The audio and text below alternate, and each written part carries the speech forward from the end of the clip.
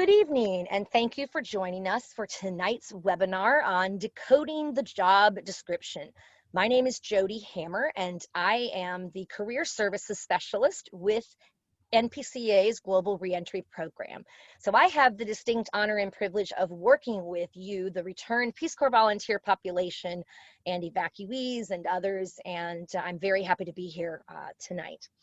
What we're going to do is talk a little bit about what it means that the job descriptions can be so they're hard to understand. What do they really mean by these phrases? What is this, what does this mean? How do I know if I really am qualified? Those kinds of things. So we're going to kind of go through it and really break it down. So I'm glad to be here with you and looking forward to this time.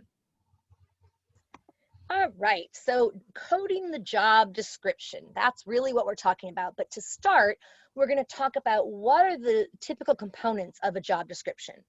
So, your job descriptions that you see, obviously they've changed a lot in the last 20, 30 years.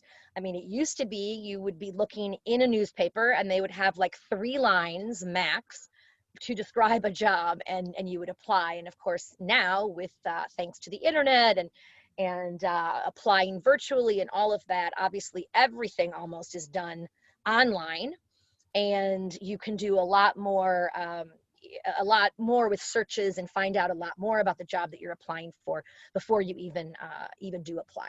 So the typical components of a job description, and not that this is everything, there may certainly be other things but included, but at minimum they're going to have the job title, right? And sometimes the title is really what is confusing, right? You've never heard of that title, and so you might need to Google it and see if other, job descriptions use it and what they mean by it, and all of that.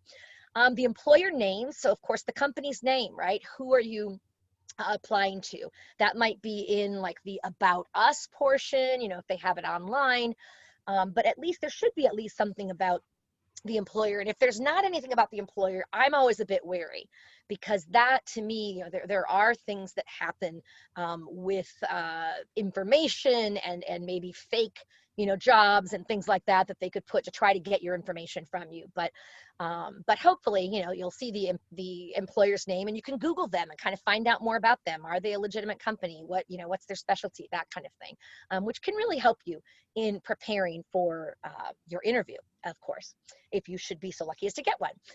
And then the duties and responsibilities, of course, is always, they might label that differently. It might be your role and responsibilities. But basically, they're looking at like what you would be doing, or in part, what kinds of responsibilities you would have, right? And then your required and or desired qualifications. Sometimes they don't delineate those. Sometimes it'll just say qualifications and they'll have all of them there.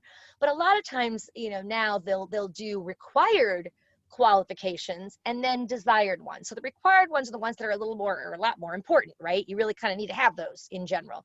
The desired qualifications are kind of like bonuses, bonus if you have this, that would be nice, but they could train you on it or things like that. Location, where is it located here where you live or somewhere else? Salary, they don't always put in. Sometimes they do. A lot of times they don't, much to the job seeker's dismay. You'd like to see that salary number. But that oftentimes comes up maybe in the interview or when they're negotiating and they want to offer you the job. And then the how to apply, like the next steps, what do you do? How do you apply? And make sure that you really follow those directions, because sometimes they might say, please submit a cover letter and resume in the same document. Like they want it all together in one document. Well, in that case, you would absolutely do that.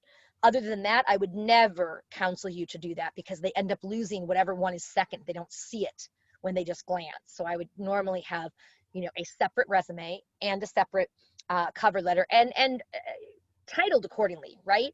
So your name, cover letter, and maybe the position title. So that it's very clear later on, whose it is as well. Okay. Are there any other components of a job description that maybe I didn't list here that you'd like to add? If you would like to, add one, you can certainly put that in the chat box, or we have a small enough group, you could certainly unmute yourself and just share one if you can think of one from your own experience. That is just fine. All right, so I'm going to go on to talk about word clouds.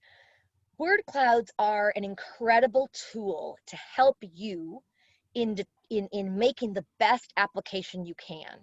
In tailoring, they help you to tailor your resume and your cover letter appropriately so that you're really keying in on those key words.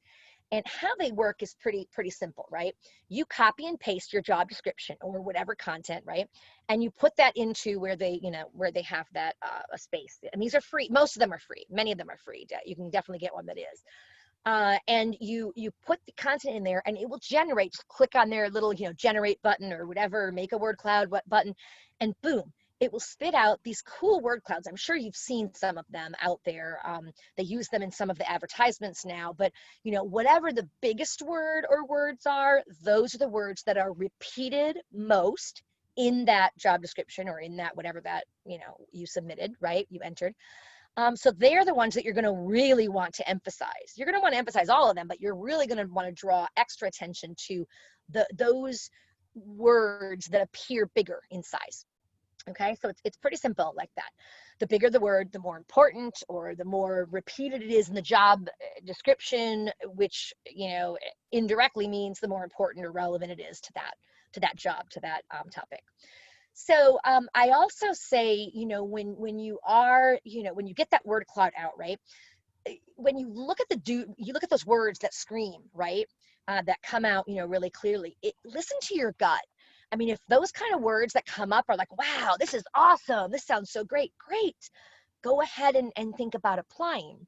But if they don't, if it's like, reviewing this or finance or whatever, and that's just not your bag, don't worry about it. Don't be concerned. That's just fine too. Just know that maybe this is not the job for you to apply for. I'm not one that tells people to apply for every job you see. I just think that makes you unfocused, and it can make you seem desperate too, especially if you're applying for every job at a certain company. And they know the serial applicants, right? That just apply for absolutely anything. It doesn't matter, right? On the one hand, you might be saying, well, I just want to get in, and I'm happy to do whatever in that company. I just want to work there.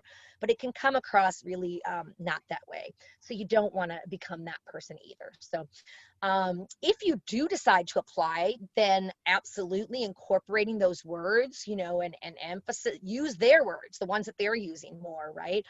And incorporate those into, your resume, your cover letter, all of those things, so that you can really stand out, and they can, at a glance, they see it and they say, wow, this person's really qualified. This is just what we're looking for.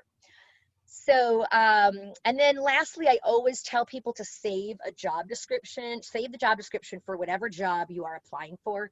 Don't rely on the link to be active, because a lot of times what happens is when it comes down from the website or wherever it's posted, it expires and they're still in the process. You can't access it anymore. So the last thing that you want to do is do a great job on your resume and your cover letter, your application. You get it in, and then they say, hey, Karin, we want to talk to you. You sound great. And when they call, you say, what job was that again? Do you have a copy of the job description? That doesn't make you sound very with it, or very, it doesn't make them feel very special. So I would absolutely always encourage you to save the job description as well. Okay. So then the quandary comes down to, to apply or not to apply. And I'm sure, most have, when you've read a job description, you've probably pondered, gosh, this sounds interesting, but I don't know if I'm really that qualified. I mean, maybe I meet some of their required, but there's ones that are missing. And then, I don't meet all of their requirements, and that's not always necessary to meet absolutely all of what they're looking for, right? But in general, you do want to, breaking down the required and the desired, right? The required qualifications are those that they feel are imperative to have when you come in. So if you have most of them, great. Maybe you have one that you don't have so much, but everything else you're really strong in and you're a quick learner, you could certainly decide to still apply. And that might be, really, you could do a great job with your application materials and potentially get an interview. But if you don't meet half of their required qualifications, I'm of the belief, don't waste your time on something when there's going to be a lot of applicants, right?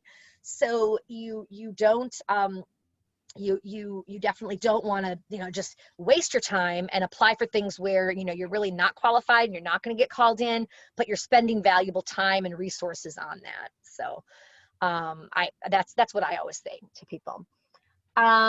So here's the other thing I would say is if you're missing, for example, in their required qualifications, sometimes they have a minimum education level, like you have to, a master's is required.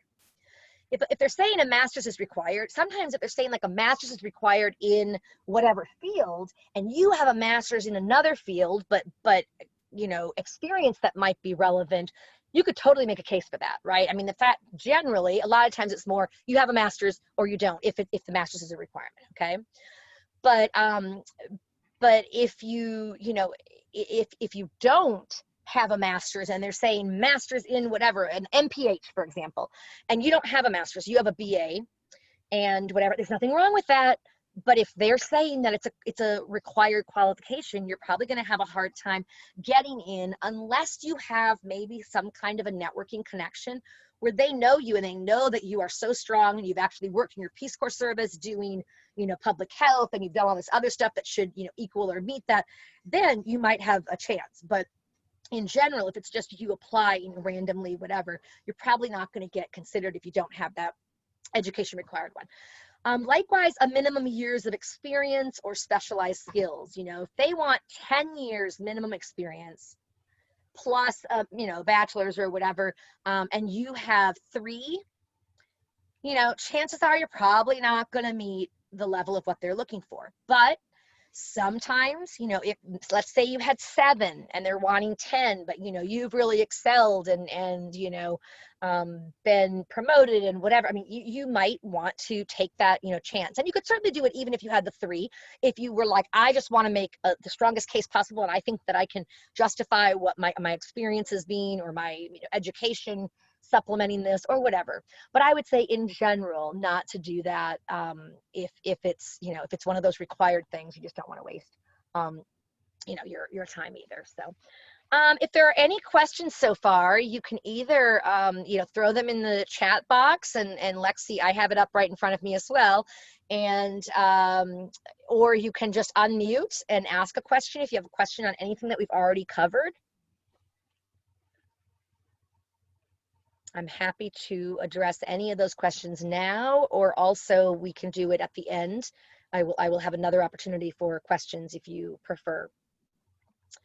So I'm not seeing anything in the chat box. So let's go ahead and continue going.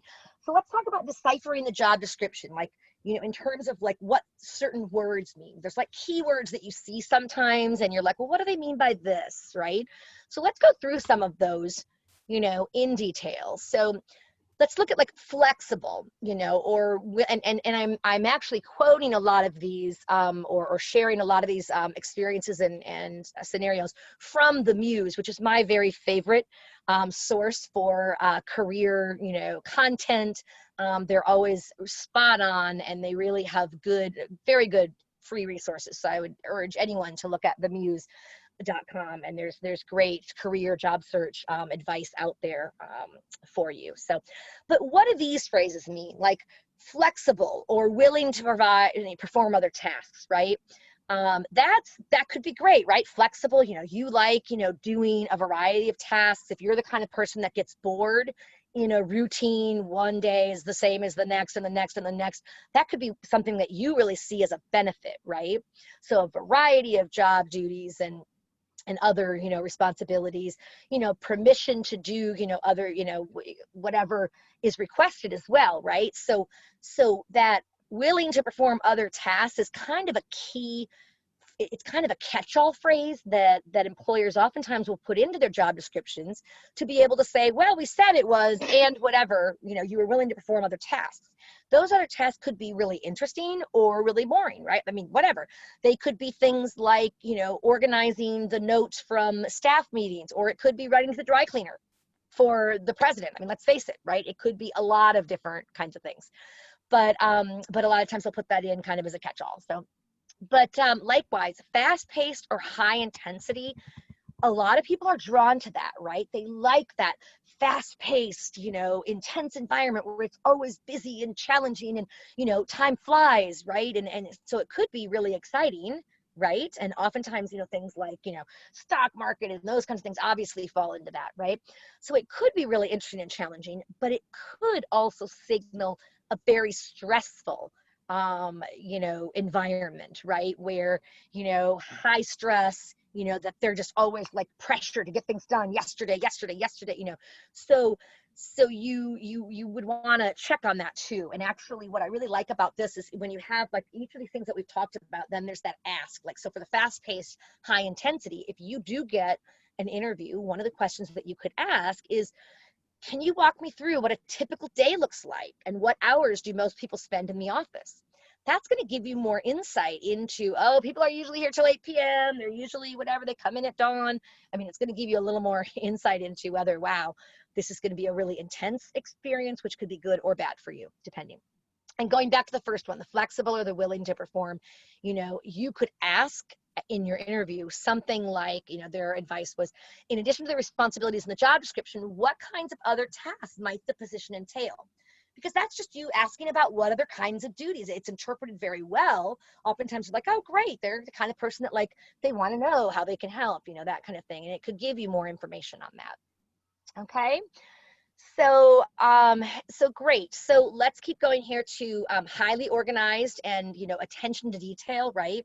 What they're really looking for there is that office perfectionist, right? They want somebody who, very attentive to detail, who's going to be able to like keep them organized. And, like a lot of times that's in the project management scope, but you see highly organized and attention to detail, I would say, in a majority of jobs today. Everyone wants somebody who's highly organized. Obviously, they're not going to be like, we want somebody unorganized and no attention to detail. I mean, so in you could make a case for that being important or useful in any job, right? But you might, that might be, like, wow, if they're looking to you to be that whole, like the organizer for the whole thing. So just maybe it's let me just see here. I have to go back on my, whoa, excuse me, there we go. All right, so it could also, one thing that you could ask in that regard with the organized and attention to detail, you could ask, like, what kinds of software and systems does someone in this role use, to kind of get a feel for, are they going to be having you use Trello or other, project management software? And the great thing is, if they come out with one of those and you already have it, you can say, oh, wonderful, I'm extremely familiar with Trello and have used it for years, and absolutely, I love it. It's a great tool. Like, that can also help, win you the job as well. So great. So let's go to this next slide, which looks very similar with just some different phrases right on them. So when you see a phrase of self-starter required, that can mean, you're not going to have that micromanager type of experience, which is probably, what most people don't want, right? I mean, who wants a micromanager that's over your shoulder all the time, right? But that kind of an environment, if you are a self-starter and all of that, that also means that, okay, so you're not going to probably have somebody who is, there right to help you to answer questions, those kinds of things, right? So you might be more on your own, which for some is great. For others, you want more direction, and that's fine. There's no right or wrong here. It's more of a finding what makes sense and what, finding a job that includes those kinds of things that are what you're most comfortable or what you're most looking for. So, you could ask the question that you could ask here in a job interview to kind of get a little more insight onto that whole self-starter required. You could preface it with something like, I'm great at working independently, but if I should have any problems, who would my team be, or what resources would I have? So that you can get a little more insight into that as well. The next one, room for significant advancement. That obviously shows that there's an opportunity to climb the ladder, to be able to grow, which is exciting, because a lot of people are looking to grow within a company and not necessarily looking to be a job skipper. And some are here for 2 years and there for a year and then, keep changing. And employers like that, right? So that can be a really good thing. But it can also indicate as the muse had pointed out, this kind of, it could be what they use to say, okay, the salary might be paltry up front, but there's room for significant advancement. You can really move up. So what you might ask in your, interview to kind of, find out more about that is you might be able to say something like, I'm really looking to, commit myself to a company and grow within that company. Can you illustrate the potential for growth in this role? Or another way, where have other people who've been successful in this role, gone on to eventually, who've committed themselves to the company, something like that. So that can be good as well. High achiever, if like driven to succeed, you'll see that a lot of times on sales types of positions, right? And that usually means, there's opportunity for quite, good compensation, very lucrative maybe for performance. But on the flip side, it could mean that there's very little or no work-life balance, right? So you might ask in your, interview, if you got one, something like, what does a typical week look like for people who are in this role? And, like just to get a little more insight into kind of what it means. So what we're going to do here is I want to give the audience the opportunity to weigh in on this poll, and please use the chat box.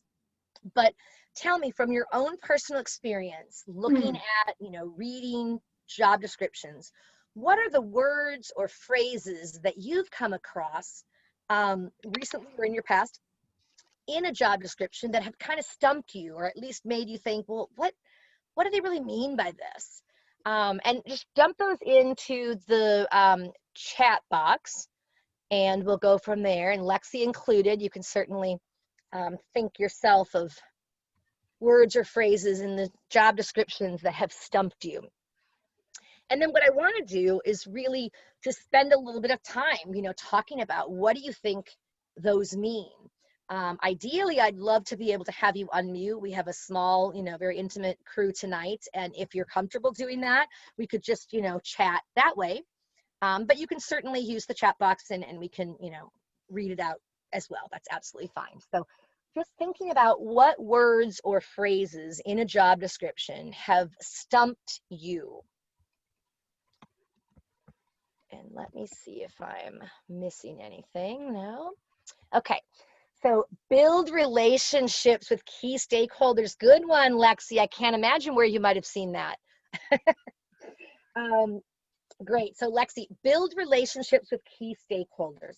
That is one actually that definitely exists in NPCA, the National Peace Corps Association, right? Our stakeholders are our members, our returned Peace Corps volunteers, our evacuees, our folks who are waiting to go to Peace Corps, who might join NPCA before and take part, and any and all are welcome, right? But building relationships with key stakeholders would, as I see it, be that building relationships would be, communicating with, right? So whether it's working on our newsletters or polling them to see what they want, or inviting them to come to special member only events, and it's building that, the relationships and trust with those, whatever those key stakeholders are. So the kinds of skills that you'd want to really bring up for that. I mean, obviously you could use, build relationships. In my last job, in my last job working in the I, was assigned, or a large part of my responsibility was to build relationships with the alumni. And I did this through, or I succeeded or achieved, I achieved this goal through, just talking about how you did that and how you're accomplished in that, right? So proving that you can do it already is great. And you might put a bullet on your resume, right? You might mention that in your cover letter, but then in a bullet on your resume, you might have something that's as similar as, built relationships with diverse stakeholders, including blank, blank, and blank. So then you're getting the diverse stakeholders, right? In whatever way that is. And you're getting that same type of phrasing in there. And that's very appropriate, right?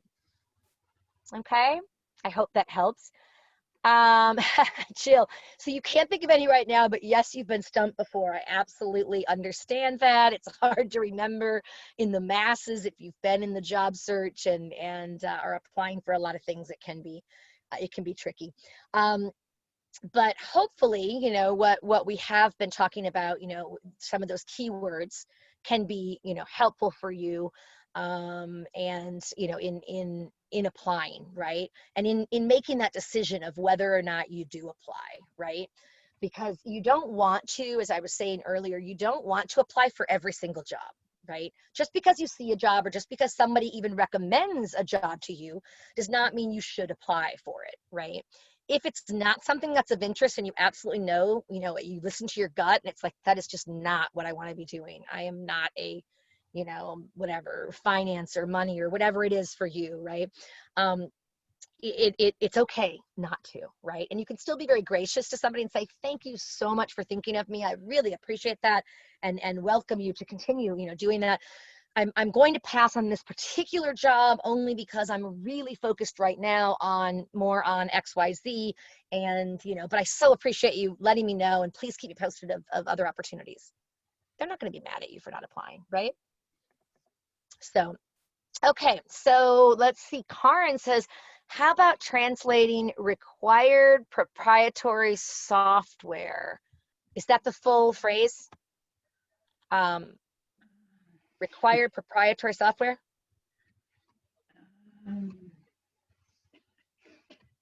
Karen, are you unmuting yourself? Okay. So are they asking, yes, are yes. they maybe saying like you need to learn required proprietary software, or? I'm thinking of when there are, and nowadays, there's just so many different programs. Oh yeah. And a lot of it is proprietary, and we don't know that. And, so the difference between saying you need to know Microsoft Office Suite versus something very specific, but I think that there's a lot of interchangeability. We just don't know Yeah. the core essence of those softwares. Exactly. No, you bring up a good point, Karen. And I think, your example of like Microsoft Suite versus, like there might be, I know when I worked at the federal government in Peace Corps, the agency, we were definitely very behind on our versions of, I think we were still on, what was it, Word 7 or something? It was really like most were already at 10, if not beyond, right? But anyway, we were very behind, and we finally got that rollover, but it was way after the fact, right? So if you were to go to another job from there and you were using 7 and they wanted 10 or whatever, yes, that's a more up-to-date one, right? But here's the thing, you could pick that up very easily. It's not like it's complete opposite. It's just the latest greatest, right? And so you could certainly, if you were applying for that job, if you I probably, I would say in that case, I would say I'm, very comfortable with, Word, given like not say the level. But if they were interviewing you, for example, and they said, what's your proficiency in, Word, 10, whatever it is, the more advanced one that you don't have, you might say, although I've been working for the government, and as such, we have been working for years on blah, blah, blah, the 7 or whatever it is. However, I have, mastered that. I'm very comfortable in that, and am confident that I would come up to speed in no time. I'm a very quick learner, would come up to speed in no time with the few changes that there are with the 2 different variations. And, and you could even begin studying that yourself, like what's the difference between, so that you could even come out with a little bit of that. As I understand it, I've already actually been, looking at and preparing for, and it's quite similar. There's, differences in terms of some of the keys and, whatever shortcuts, but it's very, it's not completely different, right? Sure. So if they ask you about some proprietary, some software that they use that you absolutely don't have, and this is the one that I oftentimes use when I talk to people about in the end of the interview, If you have, you know, they ask you, you know, what questions do you have, and you ask a few. I always recommend that people ask a question, something like, you know, now that you've had a chance to visit with me, um, you know, and, you know, review my resume and visit me in person, what, if any, concerns do you have about my candidacy? And I know that seems like a really big, like, oh my gosh, I can't believe you opened that can of worms. But here's what it does. It Good takes question. away, what's that? I said, good question. Yeah. Yeah, it takes away for them, it takes away them having to leave going, well, you know, she seemed really great, but I wonder if she also has fill in the blank, you know, because they weren't able to ask it. Because like in government, for example, they can't go off the script. So they have to do the same script, same questions. So it totally, you know, so by doing that, well, first of all, generally they come back like they're totally stalled, and like they're like stumped, right? And it's like, nothing, you're great. Great, you've just gotten them to say that you're great. So you come back and you say, well, wonderful, I'm really glad to hear that. I'm extremely interested in this opportunity, and I'm confident that my skill set would be well utilized. I look forward to hearing, you know, next steps. Now, if they come back with a, like, something that you actually do have, like maybe they say, you know, you seem really, you know, qualified. The one thing I haven't heard you talk about is, you know, proficiency in XYZ. Well, if you have that, then you can say to that, you can say, always say, thank you for your concern. I appreciate you sharing that with me.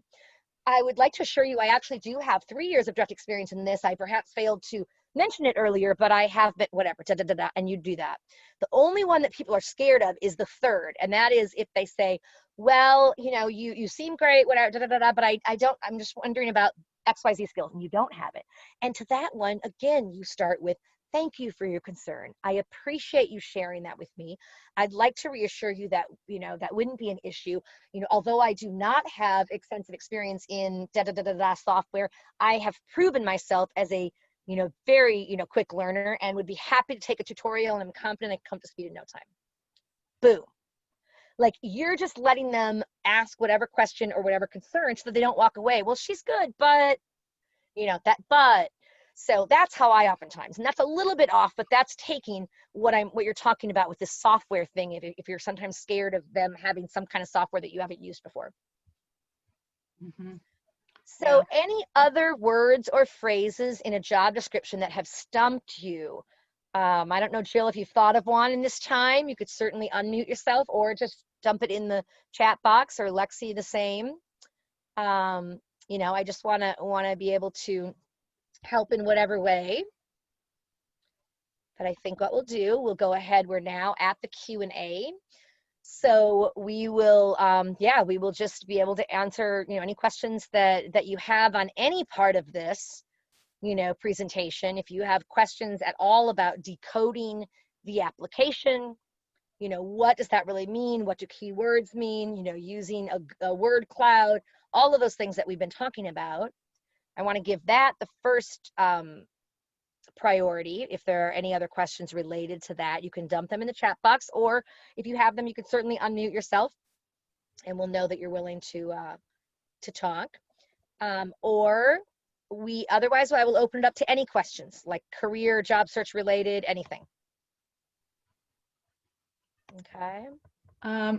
Yeah. This is Karin again. I think one of the most burning thoughts I had when I saw this opportunity was what you might be recommending is maybe not so much deciphering, but translating Yep. with the volunteers, as far as, I don't mean to say package like they're Yeah. pretending, but how we have to present. I mean, Yep. and I was stunned. One of the things that came out during the course of many of the different discussions, somebody brought up some statistic about how many people aren't even aware of the Peace Corps anymore. Right. I was Yeah. stunned. So not only got to tell them who the Peace Corps is and what they do, but what you did, and demonstrate that, you know, and generally it kind of gets thought of as soft skills, but I mean, Yep. they're very hard skills. These are Yeah. leadership. You Yep. develop things, you're Yep. starting programs, you're launching but Yep. maybe it's in agriculture or in fisheries. Right. So that's kind of where I was hoping to hear something Yeah. creative. So let me see if I understand what you're saying, Karen, in terms of, are you talking about translating it when they come back from Peace Corps? Yes, Yes, yes. I work a lot with people on that. And that is absolutely right, because if you're doing fishery work and whatever, you're probably not applying for that here in the States. Mm-hmm. So you have to look at it as that transferable skills. And the great thing with Peace Corps is that you gain so many transferable skills. I mean, first and foremost, the intercultural, right? Immersing yourself into a foreign culture and becoming a part of that trusted community, right?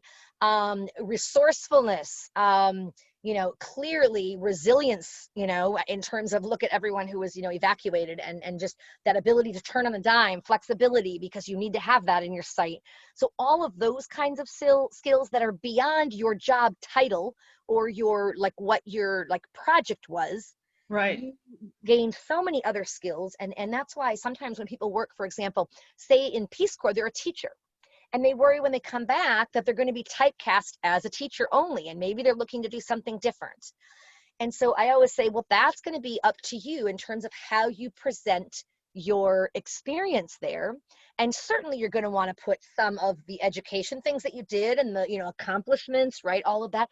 But if you're applying for a job that's not teacher related, make sure that you're emphasizing those, successfully integrated into a community of 2000 or whatever, blah, blah, blah, wrote, received and managed 2 USAID funded grants to build blah, blah, blah. The PEPFAR grants are are USAID funded, right? Mm-hmm. So things like that. So those are your extra kinds of projects, or just the things that come with being a Peace Corps volunteer, right? So you really want to emphasize those kinds of things as well as, or sometimes even more so than some of the like specific, minutia parts, the parts of what your project was, which, was great as well. But it's, and then you probably did surveys with them, right? So like implemented and evaluated, da, da, da, da, da, like all those kinds of skills that you got, they use PACA, which is like participatory action, oh gosh, community assessment, I think is what it stands for. And it's like one of these, recognized ones, for gaining, insight and doing a study, and, so those kinds of skills are equally important. So there definitely are ways to translate and to focus on. And it doesn't mean like your secondary projects, you don't have to like talk about necessarily all about your first project, your primary assignment, and then Mm-hmm. your secondary. Sometimes your secondary projects are maybe more related to what you're looking to do directly, and you could describe that. So yeah, keep that in mind. What's that? I'm just kind of affirming, but yes, I mean, I totally recognize that the skill sets and the Yep. experiences that Peace Corps volunteers bring and return with Yep. are phenomenal. Yep. And if somebody is willing to take the time to really give it an authentic assessment, that they would, see that, they're great candidates. But throwing in the comment that people that we have a next generation, or how it is that people are bad.